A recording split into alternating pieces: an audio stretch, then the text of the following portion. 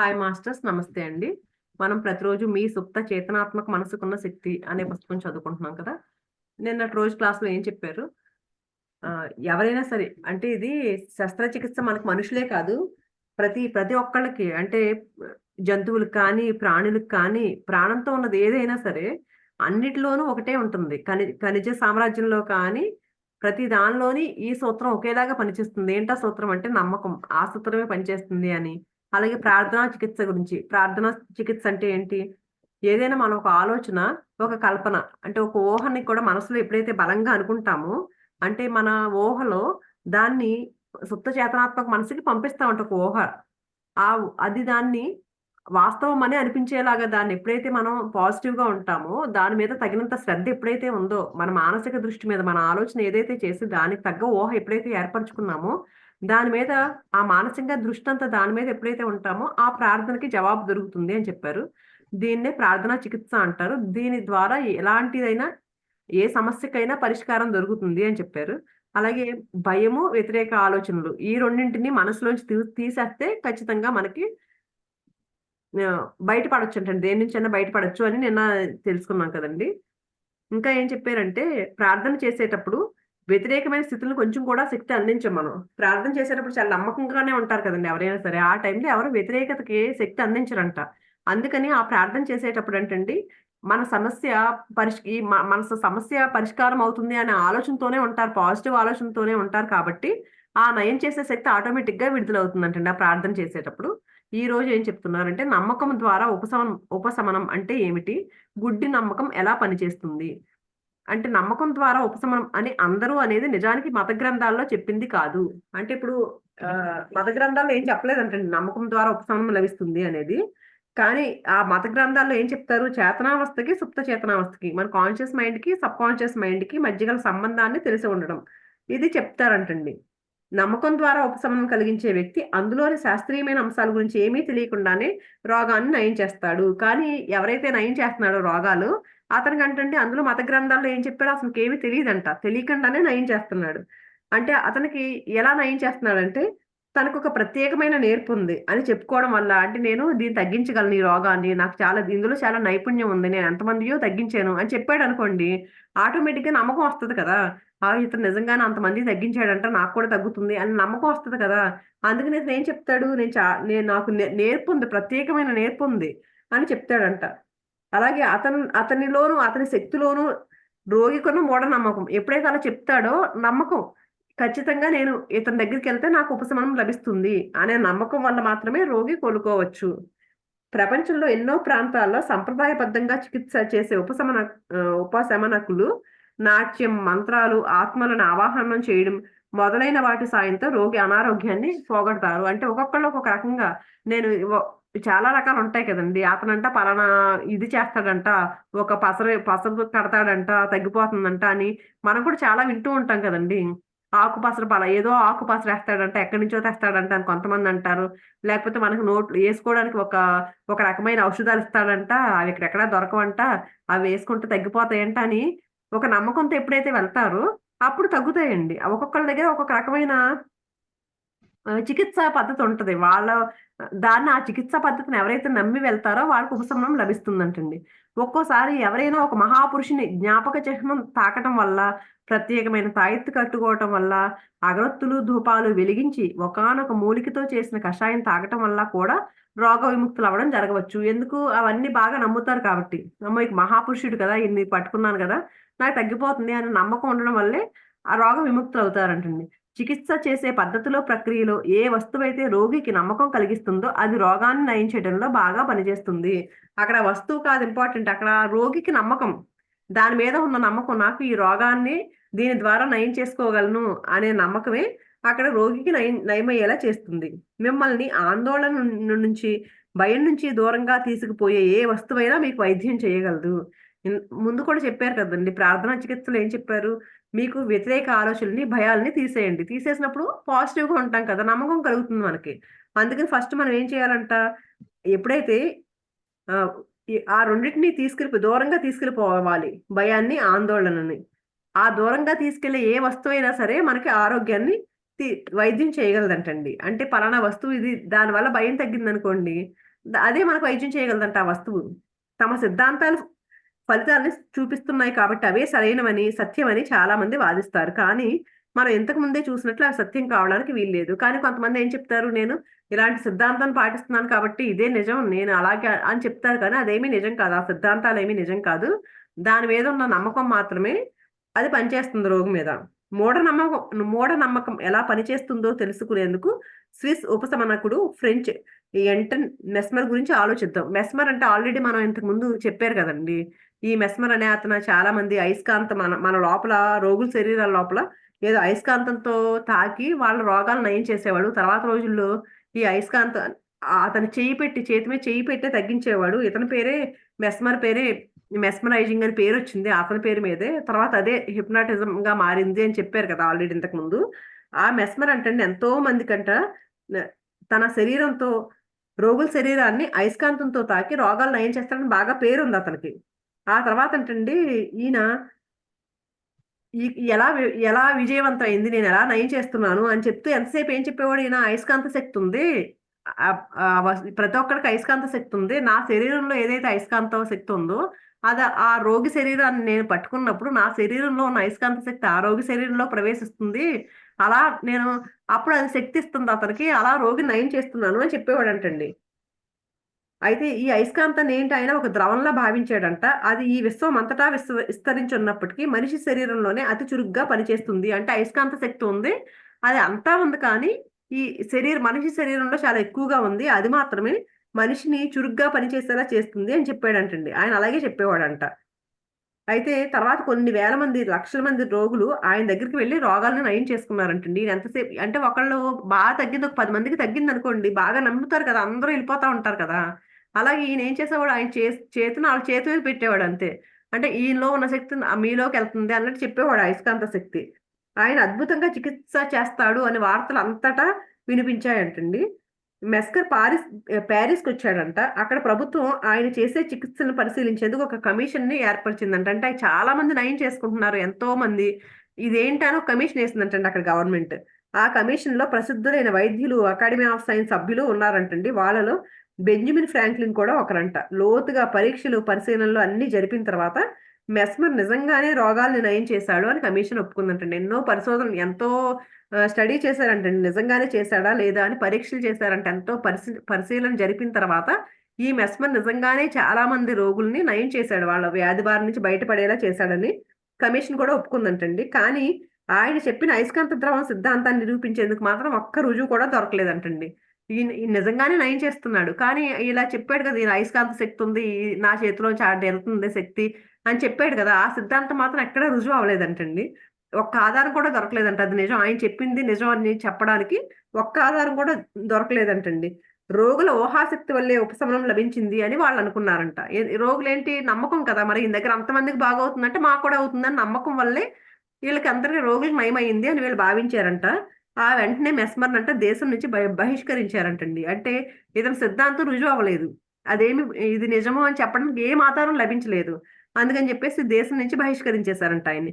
తర్వాత ఆయన 1815లో మరణించాడంటండి.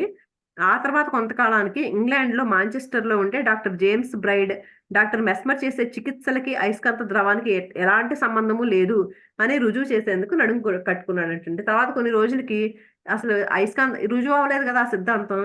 ఈ రెండిటికి అతను చేసే హ్మ్. అయస్కాంత ద్రవానికి గాని ఎలాంటి సంబంధం లేదు. ఆ రోగి నయమవ్వడానికి అయస్కాంతానికే అని నిరూపించాలి అని కంకణం కట్టుకున్నాడంటండి. రోగికి కొన్ని రకాల సూచనలిచ్చి అతని మనసుని వశం చేసుకొని నిద్రావస్థలోకి పంపవచ్చని డాక్టర్ బ్రైడ్ కనిపెట్టాడు. అప్పటి వరకు తెలీదండి. మెస్మరిజం అని ఆయన పేరు మీద వచ్చిందని చెప్పారు కదా! అదేంటి కొన్ని సూచనలిస్తూ వాళ్ళకి లోపల ఒక రకమైన మత్తులోకి సుప్త చేతనాత్మక మనసు వైపు తీసుకెళ్ళిపోతారు. కాన్షియస్ మైండ్ నిద్రలోకి తీసుకెళ్ళిపోతారు ఆ సూచనలతో. వశం చేసేసుకొని, ఆ కాన్షియస్ మైండ్‌ని వశం చేసుకొని వాళ్ళకి ఆ సబ్‌కాన్షియస్ మైండ్‌తో కనెక్ట్ అయిపోతారాళ్ళు. అదప్పుడు కనుక్కున్నాడటండి ఈయన. రోగుల్ని అలా సమ్మోహనపరిచి ఆ స్థితిలో అద్భుతమైన ఫలితాలను సాధించడంలో ఆయన కృతకృత్యుడయ్యాడు. ఈ మెస్మర్ ఏంటి, ఆ సూచనలు ఎలా ఇచ్చేవాడో ఆళ్ళని చక్కగా వశపరుచుకునేవాడంటండి. ఆయన సూచనలతో కాన్షియస్ మైండ్‌ని వశపరుచుకుని, ఆ సబ్‌కాన్షియస్ మైండ్‌కి సూచనలిచ్చేవాడు. అందుకే వాళ్ళకి నయమయ్యేదని ఈయన కనుక్కున్నాడంటండి. ప్రాణుల్లోని అయస్కాంత శక్తే దీనికి కారణం అని మెస్మర్ ఏమనుకున్నాడు కానీ నేను ఇచ్చి అయస్కాంత శక్తి కారణం అనుకున్నాడు. ఈ సూచనను అనుకోలేదు ఆయన. మీరు గమనించండి. ఈ రకమైన చికిత్సలన్నీ రోగుల్లో క్రియాశీలంగా ఉన్న ఊహాశక్తికి, సుప్త చేతనావస్థలో ఉన్న మనసుకి బలమైన సలహాల ద్వారా అందివ్వటం వల్లే వారికి ఆరోగ్యం చేకూరింది. ఇదేంటి నిజంగా మన కాన్షియస్ మైండ్ ఏం నమ్మింది? నేనిక్కడికెళ్తున్నాను కదా!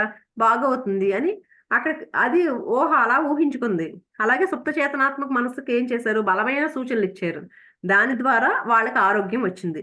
అందులో సందేహం లేదు. దీన్ని గుడ్డి నమ్మకం అనడం తప్పు కాదేమో. ఎందుకంటే రోగికి గాని, ఉపశమనకుడికి గాని చికిత్స ఎలా జరిగిందో తెలీదు. అంతే కదండీ! ఇది గుడ్డి నమ్మకం. ఏంటి నిజంగా చికిత్స చేసిన వాడికి కూడా నేనిలా సలహాలిస్తున్నాను కదా! నేనిలా సూచనలిస్తున్నాను కదా! ఇవి పనిచేసి రోగి బాగవుతున్నాడని తెలీదతనికి. ఏదో అయస్కాంత శక్తి ఉందని అనుకున్నాడు. అలాగే ఎవరైతే రోగున్నాడో, ఆ రోగికి కూడా ఇతను ఎలా నయం చేస్తున్నాడో తెలీదు. బలంగా నమ్మాడంతే అతన్ని. అలాగా అందుకని గుడ్డి నమ్మకం కదా! అని అంటున్నారు వీళ్ళు. ఈయన. ఆత్మాశ్రయమైన నమ్మకం దాని అర్థం. ఒక వ్యక్తి సుప్త చేతనావస్థ, అతని చేతనావస్థ మనసు అధీనంలో ఉంటుంది. ఫస్ట్ నుంచి చెప్తున్నారు కదండీ! సబ్‌కాన్షియస్ మైండ్ ఎప్పుడు కాన్షియస్ మైండ్ అధీనంలోనే ఉంటుంది. అది ఇతరుల సలహాలకి తీవ్రంగా స్పందిస్తుంది. అంటే మీరు వాస్తవము అని నమ్మిన దానిలో మీరు క్రియాశీలంగా గాని, నిష్క్రియంగా గాని నమ్మకం కలిగి ఉంటే, మీ సుప్త చేతనావస్థని ఆ సూచనలు అదుపులో పెడతాయి. అప్పుడు మీ కోరిక నెరవేరుతుంది. అది ఇతరులు ఎవరైనా సూచనలిస్తే దానికి స్పందిస్తుంది మన సబ్‌కాన్షియస్ మైండ్. ఎప్పుడైతే దానికి గట్టిగా స్పందించిందో, పాజిటివ్‌గా నిజంగా గట్టిగా నమ్మిందో, దాన్ని సబ్‌కాన్షియస్ మైండ్ తీసుకుంటుంది. అప్పుడు దాన్ని అమలు చేస్తుంది కాబట్టే మన కోరికలు నెరవేరుతాయి.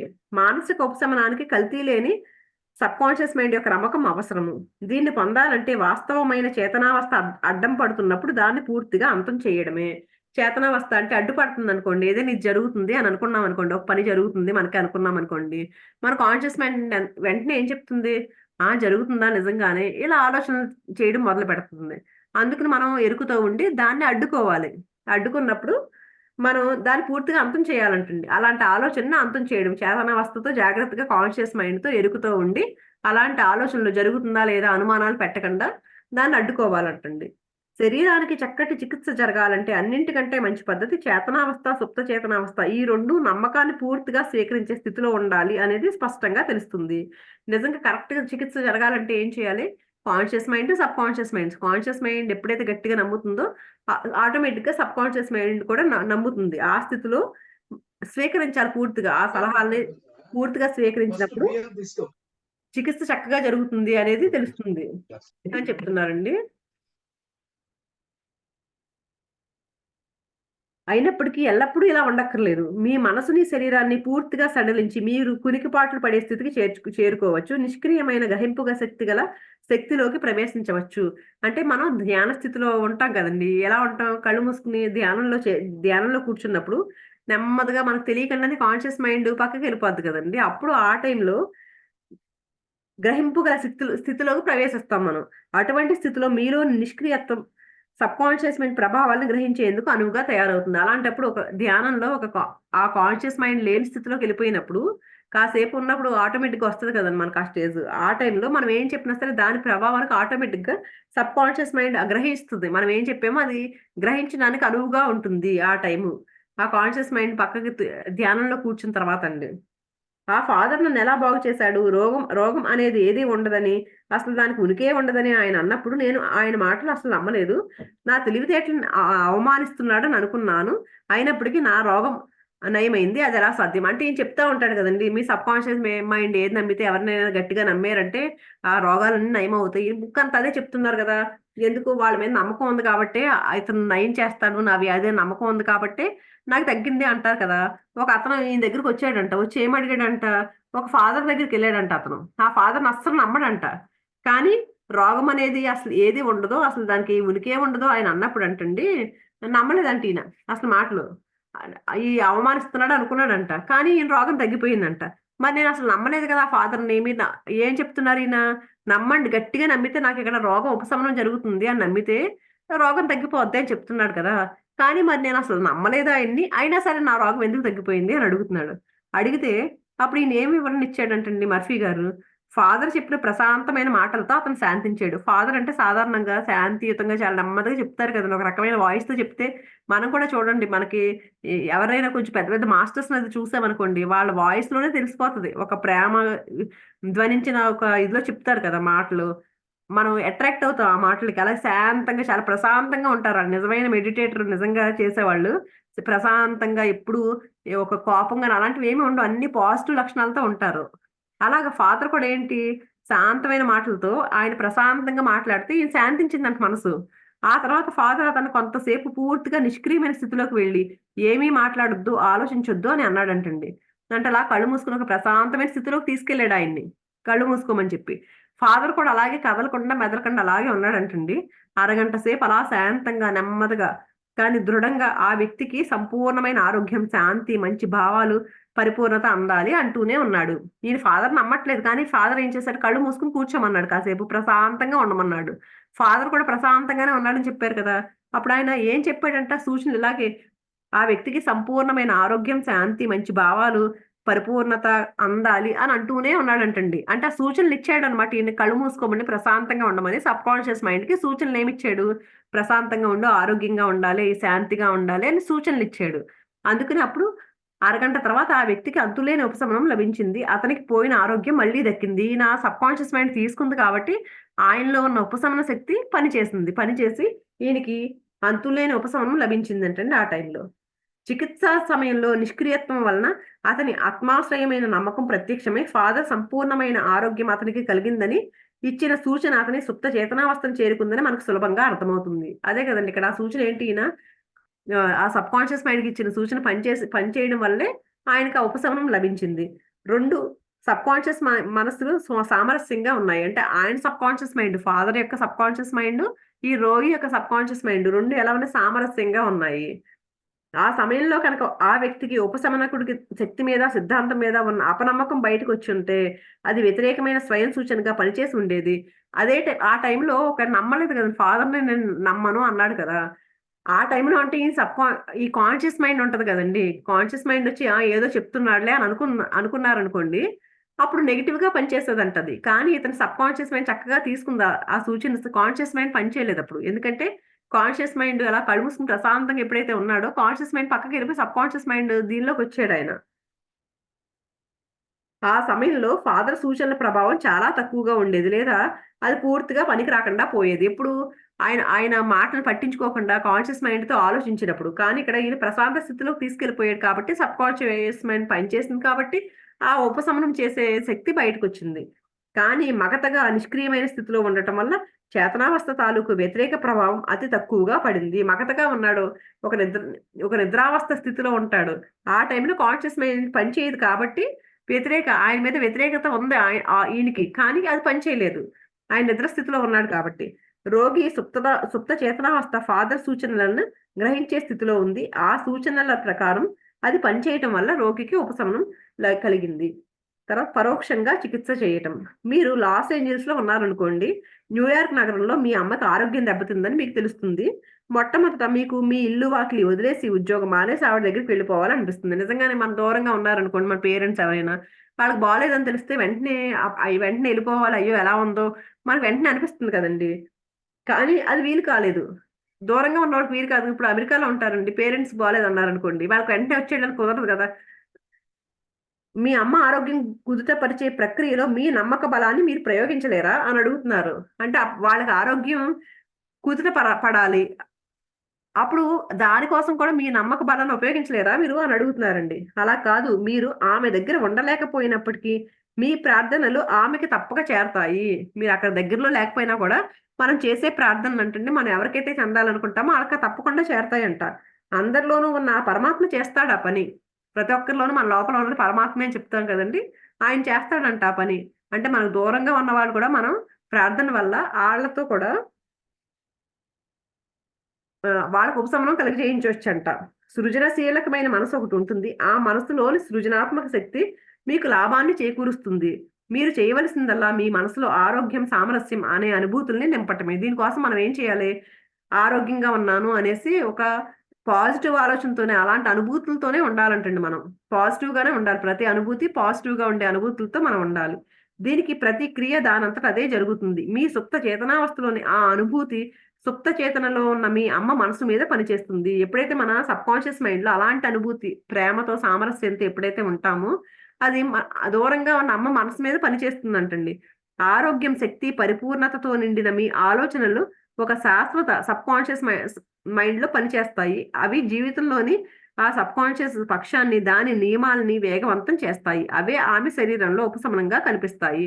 మనం ఎప్పుడైతే ఆరోగ్యం, శక్తి, పరిపూర్ణతతో నిండి ఆలోచనలు ఉన్నాయో అవంటండి ఆ సబ్కాన్షియస్ మైండ్ తో పనిచేస్తాయంటండి. పనిచేసి అవే ఆవిడ శరీరంలో, దూరంగా ఉన్న ఆ అమ్మ శరీరంలో కూడా ఉపశమనాన్ని కలిగి చేస్తాయంట. మనసు సిద్ధాంతంలో కాలం, స్థలం అంత ముఖ్యం కాదు. ఒకే మనసు మీ అమ్మలోనూ, మీలోనూ పనిచేస్తుంది. అంటే కాలం ఎంతో దూరంగా ఉన్నా, సమయం ఎలా ఉన్నా, కాలం ఎలా ఉన్నా సరే, అది ముఖ్యం కాదంటండి. ఒక మనసు, ఒకే మనసు మీలోనూ, మీ అమ్మలోనూ పనిచేస్తుంది. మీరెక్కడున్నా సరే, నిజానికి ప్రత్యక్షంగా ఉపశమనం కలిగించడం అనే దానికి విరుద్ధంగా పరోక్షంగా ఉపశమనం కలిగించడం అనేది ఉండదు. ఎందుకంటే, ఒక శాశ్వతమైన మనసు అనేది అన్ని చోట్ల ఉంటుంది. మీరు ఆలోచనలను పంపేందుకు, అందుకునేందుకు ప్రయత్నించరు. జాగృతావస్థలో చేసే మీ ఆలోచనలే ఆమెకి మీరు అందించే ఉపశమనం. అంటే ప్రశాంతంగా ఇందాక చూడండి ఆ ఫాదరు వల్ల ఎలా ఉపశమనం లభించిందో, అలాగే మనం కూడా ఒక జాగృతావస్థలో ప్రశాంతంగా ఉన్న స్థితిలో ఎప్పుడైతే మనం కోరుకున్నామో, మనం అలాంటి ఆలోచన చేశామో, అదే మనం ఆవిడకి అందించే ఉపశమనం అంటండి. మీరు ఆరోగ్యం, క్షేమం, విశ్రాంతి వంటి లక్షణాల పట్ల అప్రమత్తంగా ఉంటే అవి మీ అమ్మలో ప్రత్యక్షమవుతాయి. ఆ తర్వాత ఫలితాలు తప్పక లభిస్తాయి. మన కళ్ళు మూసుకొని ప్రశాంతంగా ఆ నిద్రావస్థలో ఉన్నప్పుడు అంటండి, అవి ఆలోచనలు ఏంటి ఆరోగ్యం, ప్రేమ, క్షేమం అలాంటి ఆలోచనలు పంపినప్పుడు అంటండి ఆవిడకి తీసుకుని ప్రత్యక్షమవుతాయంట. అమ్మలో ఆ దూరంగా ఉన్న ఆవిడలో ప్రత్యక్షమయ్యి ఆవిడకు ఉపశమనం లభిస్తుందంటండి. నిజంగా జరిగిన ఒక సంఘటనని ఇక్కడ ఉదాహరణగా చెప్తున్నాను. పొరపాటున దీన్ని పరోక్షంగా చేసిన చికిత్స అని అనుకోవడం జరిగింది. లాస్ ఏంజల్స్‌లో ఒక మహిళకి న్యూయార్క్‌లో ఉండే తన తల్లికి గుండెపోటు వచ్చిందని తెలిసింది. ఆమె తన తల్లి దగ్గరికి వెళ్ళలేకపోయింది. అందుకని ఇలా ప్రార్థించింది. ఉపశమనం పొందే శక్తి మా అమ్మలోనే ఉంది. ఆమె శరీర స్థితి, ఆమె ఆలోచన, జీవితం తాలూకు ప్రతిబింబం మాత్రమే. ఒక తెర మీద నీడలు పడినట్లు అన్నమాట. ఆ తెర మీద ఛాయాచిత్రాలను మార్చేందుకు నేను ఆ ప్రతిబింబాల తాలూకా నిజ రూపాల్ని మార్చవలసి ఉంటుంది. నేను ఇప్పుడు నా మనసులో మా అమ్మ కోసం పరిపూర్ణత, సామరస్యం, పూర్తి ఆరోగ్యం అనే చిత్రాలను తయారు చేసుకుంటున్నాను. అంటే ఆమెకిప్పుడు బాలేదండి. వాళ్ళ మదర్‌కి బాలేదు. అప్పుడు ఇదంతా ప్రతిబింబం మాత్రమే. దాన్నిప్పుడు ఒక తెర మీద బొమ్మలు కనపడుతూ మారుతూ ఉంటాయి కదండీ! దాన్నిప్పుడు నేను మార్చాలి. ఆ ఛాయాచిత్రాలున్నాయి, ప్రతికూలంగా ఉన్నాయి అవన్నీ నెగెటివ్‌గా ఉన్నాయి. అవన్నీ నేను మార్చాలి. మా అమ్మ కోసం నేను పరిపూర్ణత, సామరస్యం, పూర్తి ఆరోగ్యం అనే చిత్రాల్ని అక్కడ నెగెటివ్ చిత్రాలున్నాయన్నమాట. ప్రతికూల ఆలోచనలతో కూడిన చిత్రాలున్నాయి కాబట్టి, అవన్నీ పాజిటివ్‌గా మారుస్తాను నేను. ఏ అంతులేని ఉపశమన శక్తి మా అమ్మ శరీరాన్ని, అన్ని అవయవాల్ని తయారు చేసిందో, అది ఆమె అస్తిత్వంలోని అణువణువునా నిండుతూ, ఆమె శరీరంలోని ప్రతి కణంలోనూ శాంతిని ప్రవహింపచేస్తోంది. డాక్టర్లకి దైవ సహాయం, మార్గదర్శనం లభిస్తున్నాయి. మా అమ్మని ముట్టుకునే ప్రతి వారికి దేవుడు ఆమెను బాగు చేయటానికి సరైన మార్గాన్ని పంపిస్తున్నాడు. అంటే ఇప్పుడు ఫస్ట్‌లో చెప్పారు కదండీ! మన సబ్‌కాన్షియస్ మైండే మన లోపల ప్రతి దాన్ని తయారు చేసింది. అందుకే దానికి తయారు చేసింది కాబట్టే దానికెలా ఉందో ఒక వాచ్ ఎగ్జాంపుల్ చెప్పారు. అప్పుడు గుర్తుంది కదా! వాచ్ తయారు చేసిన అతనికి దాన్ని రిపేర్ ఎలా చేయాలో తెలుసని. అలాగే మన సబ్‌కాన్షియస్ మైండ్ కూడా మన బాడీని రిపేర్ చేసే శక్తి దానికుంది అని చెప్పారు అప్పట్లో. అలాగే ఈవిడ ప్రార్థన అలా అనుకోవాలంటండి. మా అమ్మ శరీరాన్ని, అన్ని అవయవాల్ని తయారు చేసింది. అందుకని అది శాంతిని ప్రవహింపచే ఏదైతే శరీరాన్ని తయారు చేసిందో అదే శాంతిని ప్రవహింపచేస్తుంది ఆమె శరీరంలో అని చెప్పుకుంటుందంటండి. ఎవరైతే ఆవిడని ముట్టుకునే ప్రతి వారికి కూడా ఆమెను బాగు చేయడానికి సరైన మార్గాన్ని అంటే డాక్టర్ దగ్గరికెళ్ళిందనుకోండి, ఏ డాక్టర్ దగ్గరికెళ్తే ఆయన కూడా సరైన మార్గం చూపిస్తాడంట. ఆవిడ ఉపశమనం లభించడానికని అనుకుంటుందనమాట ఈవిడ భావాలివన్నీ. రోగమే అంతిమ సత్యం కాదు అని నాకు తెలుసు. అలా అయితే ఎవరికీ చికిత్స చేయడం సాధ్యం కాదు. ప్రేమ, జీవితం అనే అంతులేని సిద్ధాంతాన్ని నేను సమర్థిస్తాను. మా అమ్మ శరీరంలో సామరస్యం, ఆరోగ్యం, శాంతి నెలకొంటున్నాయని నాకు తెలుసు. నెలకొనాలి అని నేను ఆదేశిస్తున్నాను. ఆమె రోజు చాలా సార్లు ఈ ప్రార్థనని చేసింది. కొన్నాళ్ల తర్వాత ఆమె తల్లి స్థితిలో చెప్పుకోదగ్గ మార్పు వచ్చింది. ఆమెకి చికిత్స చేస్తున్న హృద్రోగ నిపుణుడు ఆశ్చర్యపోయాడు. ఆమెకి దేవుడి మీద ఉన్న ప్రగాఢ విశ్వాసానికి ఆమెని అభినందించాడు. ఈవిడ రోజు అలా ప్రార్థన చేసేదంటండి. ఆవిడ ఆలోచనలన్నీ నెగెటివ్‌గా ఉన్నాయి. ఇవన్నీ పాజిటివ్‌గా మారాలని. తర్వాత ఆవిడకి ఎవరైతే చికిత్స చేస్తున్నాడో డాక్టరు, అతని ద్వారా ఈ కుదుట పడే శక్తి లభించాలని ప్రేమ, శాంతి ఇవన్నీ ఆరోగ్యం ఈవిడ లోపలికి ఈవిడ జీవితంలో ఉండాలని పదే పదే చాలా సార్లు ప్రార్థన చేసుకుందంటండి. ఈవిడకి అప్పుడు ఉపశమనం లభించిందంటండి. డాక్టర్ కూడా ఆశ్చర్యపోయాడంట. సుప్త చేతనావస్థలో మనసు చేసే పనిని వేగవంతం చేయడం. మనస్తత్వ శాస్త్రజ్ఞుడైన నా స్నేహితుడొకడు రోగ నిర్ధారణలో ఒక ముఖ్యమైన అవయవంలో జీవకరణ పరీక్ష చేశాక అందులో క్యాన్సర్ కణాలు కనిపించాయని నాకు చెప్పాడు. ఇతని స్నేహితుడు ఒక ఆయన అంటండి, మనస్తత్వ శాస్త్రజ్ఞుడంట. ఆయన ఒక అవయంలో ఒకళ్ళకి క్యాన్సర్ కణాలు కనిపించినాయి అని చెప్పాడంట. ఆ డాక్టర్ అంట బాధాకరము, ప్రమాదకరము అయిన చికిత్సని సూచించాడు. దీనికి అంగీకరించే ముందు నా స్నేహితురాలు మరో పద్ధతిని ఉపయోగించి చూసింది. అది క్యాన్సర్ ఉంది. అందుకని చెప్పేసి దానికి చాలా కష్టం అని చెప్తారు కదండీ! క్యాన్సర్‌కి రేడియేషన్‌లు, కీమోలు చేస్తారు కదా! అవి చాలా కష్టం అని చెప్తారు కదా! చాలా బాధ, తర్వాత సైడ్ ఎఫెక్ట్స్ కూడా చాలా ఉంటాయని చెప్తారు కదా! అయితే ఇది దీనికి అంగీకరించే ముందు ఈయన ఫ్రెండ్ ఒక ఆవిడ ఏం చెప్పారంట, ఇంకో పద్ధతిని ఉపయోగించు. ఒకసారి అది తీసుకునే ముందు అంటే క్యాన్సర్‌కి చికిత్స తీసుకునే ముందు కొన్ని పద్ధతి ఈ పద్ధతి ఒకటి నేను చెప్తాను. అది ప్రయోగించి చూడు అని చెప్పిందంటండి. ఏం చెప్పిందంట అది? ప్రతి రాత్రి నిద్రపోయే ముందు ఆమె ప్రశాంతంగా తనకి తాను ఇలా రూఢపరుచుకునేది. ఏం చెప్పేదంటే నిద్రపోయే ముందు ప్రతిరోజు ఏం చెప్పుకునేది తనకి తాను, ప్రతి కణము, ప్రతి నరము, కణజాలము, అవయవము ఇప్పుడు ఎటువంటి దోషము లేకుండా సంపూర్ణంగా ఆదర్శంగా తయారవుతోంది. నా శరీరమంతటా ఆరోగ్యం, సామరస్యం మళ్ళీ చోటు చేసుకుంటున్నాయి. అంటే చూడండి, ఆమె పడుకునే ముందు ఏం చేస్తుంది? పాజిటివ్ సూచనలిచ్చుకుంది. తన శరీరానికి తనే చాలా పాజిటివ్‌గా చెప్పుకుంటూ ఉందంటండి ప్రతిరోజు నిద్రపోయే ముందు. దాదాపు ఒక నెల రోజుల్లో చికిత్స పూర్తయిందంటండి. ఆ తర్వాత చేసిన పరీక్షల్లో క్యాన్సర్ కణాలు ఆమె శరీరంలో ఇంక మిగలలేదు అని తెలిసిందంటండి. ఈమె ప్రతిరోజు అలా అనుకున్న తర్వాత ఒక నెల రోజుల తర్వాత మళ్ళీ చేశారంట పరీక్ష. అప్పుడు ఈవిడ శరీరంలో క్యాన్సర్ కణాలేమీ లేవని తెలిసిందంట. ఇది విని నేను చాలా ఆశ్చర్యపోయాను. కానీ నాలో జిజ్ఞాస తలెత్తింది. నిద్రపోయే ముందు తను అలా ఎందుకు అనేవారు అని ఆమెని అడిగాను నేను. ఒకసారి దానిని ఒక దిశగా పనిచేసేట్లు మళ్లిస్తే నిద్రపోయేటప్పుడు కూడా సుప్తచేతన పనిచేస్తూనే ఉంటుంది. అంటే నిద్రపోయే ముందు ఈవిడ చేస్తే ఒకసారి మనం నిద్రపోయే ముందంటండి మన సబ్‌కాన్షియస్ మైండ్‌కి మనకి ఏదైతే సూచన ఇచ్చామో అదంటండి అలా పనిచేస్తూనే ఉంటుందంట. అదెప్పుడు రెస్ట్ ఉండదు దానికి అని చెప్పారు కదా!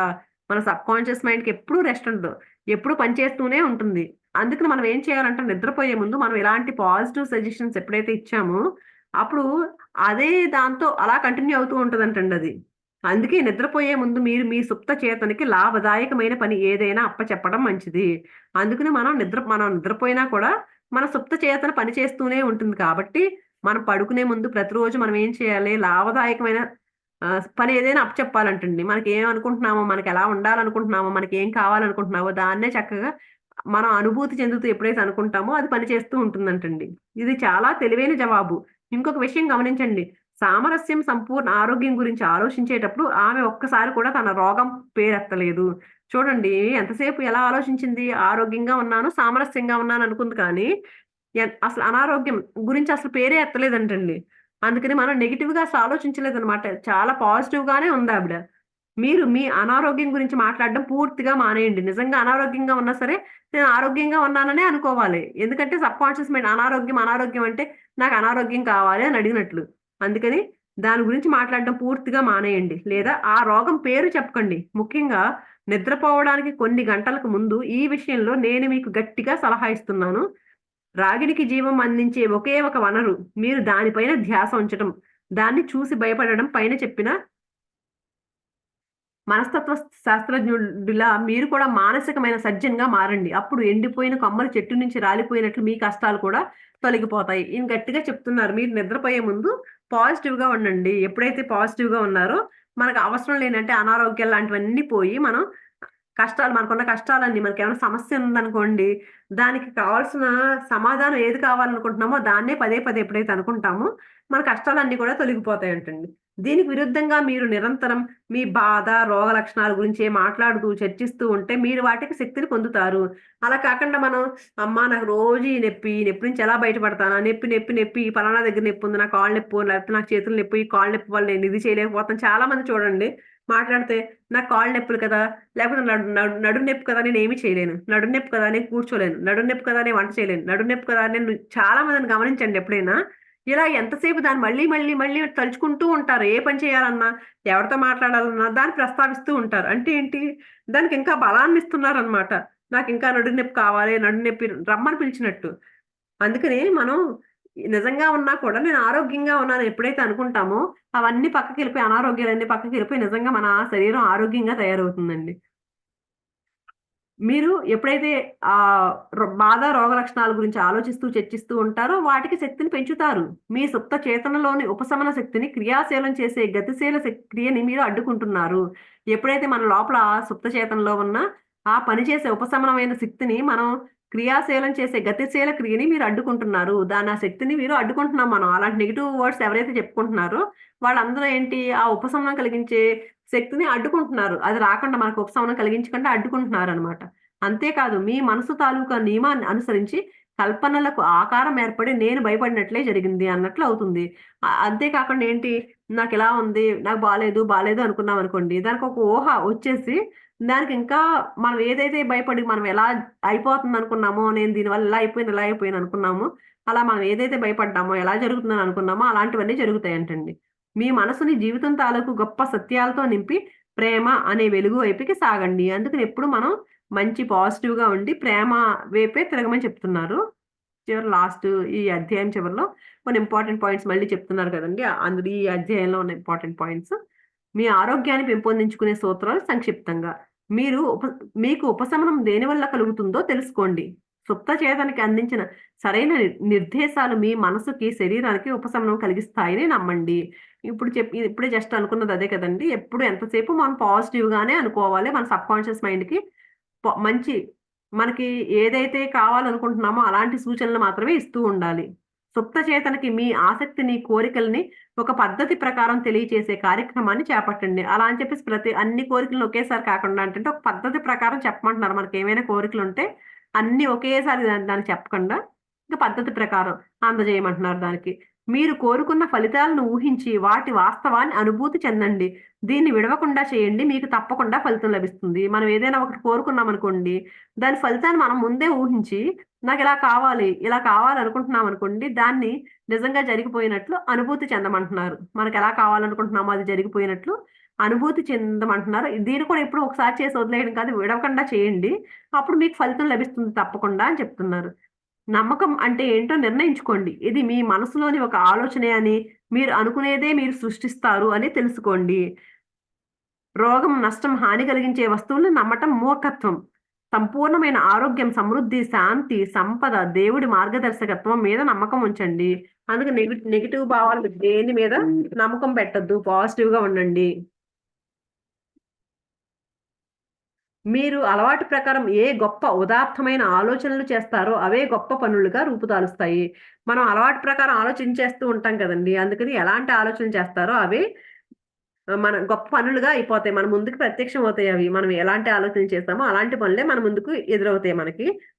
మీ జీవితంలో ప్రార్థన ద్వారా ఉపశమన శక్తిని అమలు చేయండి. ఖచ్చితమైన ప్రణాళిక, ఆలోచన లేదా మానసిక చిత్రాన్ని ఎంచుకోండి. దానితో మానసికమైన, భావనాత్మకమైన సామరస్యాన్ని ఏర్పరచుకోండి. మీ మానసిక ధోరణి పట్ల మీకు నిజమైన విశ్వాసం ఉన్నట్లయితే మీ ప్రార్థనకి సమాధానం దొరుకుతుంది.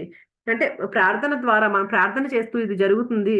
దాని ఒక చిత్రాన్ని ఏర్పరచుకోమంటున్నారు. మానసికంగా మన మనసులో ఒక ఊహించుకోమంటున్నారు. ప్రార్థన చేసేటప్పుడు మనసులో మనకి ఏది కావాలో దాన్ని చిత్రంలాగా ఊహించుకొని దానితో సామరస్యాన్ని ఏర్పరచుకోమంటున్నారు. అప్పుడు మన ప్రార్థన దేనికోసం అయితే ప్రార్థన చేశామో దానికి సమాధానం దొరుకుతుంది. నిజంగా మీకు ఉపశమన శక్తిని పొందాలని ఉంటే దాన్ని మీరు నమ్మకం ద్వారా పొందవచ్చు అని ఎప్పుడూ గుర్తుపెట్టుకోండి. ఇది చాలా స్ట్రాంగ్‌గా ఇదంతా అదే చెప్పారు కదండీ! నమ్మకంతో ఎప్పుడైతే ఉంటామో దాన్ని మనం ఏదైతే దేన్నైతే నమ్మామో దాన్ని ఖచ్చితంగా మనం సాధించవచ్చు. దాని అర్థం మీ చేతన, సుప్త చేతన పనిచేస్తున్నాయి అని మీకు తెలుస్తుందన్నమాట. అర్థం చేసుకోవడం నుంచే నమ్మకం పుడుతుంది. గుడ్డి నమ్మకం అంటే శాస్త్రీయ పద్ధతిలో ఏమీ అర్థం చేసుకోకుండానే ఒక వ్యక్తి చికిత్స ద్వారా ఫలితాలని పొందడం. వాళ్ళకి ఆ చికిత్స వెనక ఉన్న ఆ శాస్త్రీయమైన శక్తుల గురించి, ప్రభావాల గురించి ఏమాత్రం అవగాహన ఉండదు. గుడ్డి నమ్మకం కూడా ఒక ఎగ్జాంపుల్ కూడా చెప్పారు కదండీ! ఎవరో మెస్మర్ అనే ఆయనకసలు ఏం చేస్తున్నాడో తెలియకుండానే ఇది అయస్కాంతం ఇదొక సిద్ధాంతం ఉంది అని చెప్పాడు. కానీ అది ఏది రుజువవ్వలేదు అని అలాగే చేయించుకునే రోగి కూడా ఏదో గుడ్డి నమ్మకంతోనే ఇతని దగ్గర నయమవుతుంది కదా! అని చెప్పేసి అతని దగ్గరకొచ్చేవారు చాలా మంది నయం చేసుకున్నారని చెప్పారు కదా! అంటే ఏమి అర్థం చేసుకోకుండానే చికిత్స ఆ! గుడ్డి గుడ్డి నమ్మకం అంటే అది ఇందాక చెప్పిందే మళ్ళీ రివిజన్ కదండీ! ఇది మళ్ళీ చెప్పారు. రోగంతో బాధపడుతున్న మీ ఆత్మీయుల కోసం ప్రార్థించడం నేర్చుకోండి. మీ మనసుని ప్రశాంతంగా ఉంచుకోండి. ఆరోగ్యం గురించి, జీవశక్తి గురించి, పరిపూర్ణత గురించి మీ మనసు చేసే ఆలోచనలు విశ్వజనీనమైన సబ్కాన్షియస్ మైండ్తో కలిసి మీ ఆత్మీయుల మనసులో భావాల రూపంలో బయటపడతాయి. మన ఆత్మీయుల కోసం కూడా ప్రార్థన చేయమని చెప్పారు కదా! అది కూడా ఏంటి పాజిటివ్‌గా ఎప్పుడైతే అనుకుంటామో మన మనసులో భావాలు మన ఆత్మీయుల మనసులో భావాల రూపంలో బయటపడతాయి అని చెప్తున్నారు. అందుకని ఎప్పుడు ఒక నమ్మకం పాజిటివ్‌గా ఎప్పుడు నెగెటివ్ ఆలోచనలు చేయకుండా మనకి ఏం కావాలనుకుంటున్నావో అదే ఆలోచన చేస్తూ దాన్నే నమ్ముతూ ఉంటే మనకు కావాల్సినవన్నీ జరుగుతాయి. మన సమస్యలన్నీ తీరిపోతాయి. దానికన్నిటికి పరిష్కారాలు లభిస్తాయి. అలాగే పరిపూర్ణ ఆరోగ్యంతో మనం ఉంటామండి. ఇక్కడితో ఈ చాప్టర్ కంప్లీట్ అయిపోయింది. మిగిలింది రేపు చెప్పుకుందామండి. Thank you so much.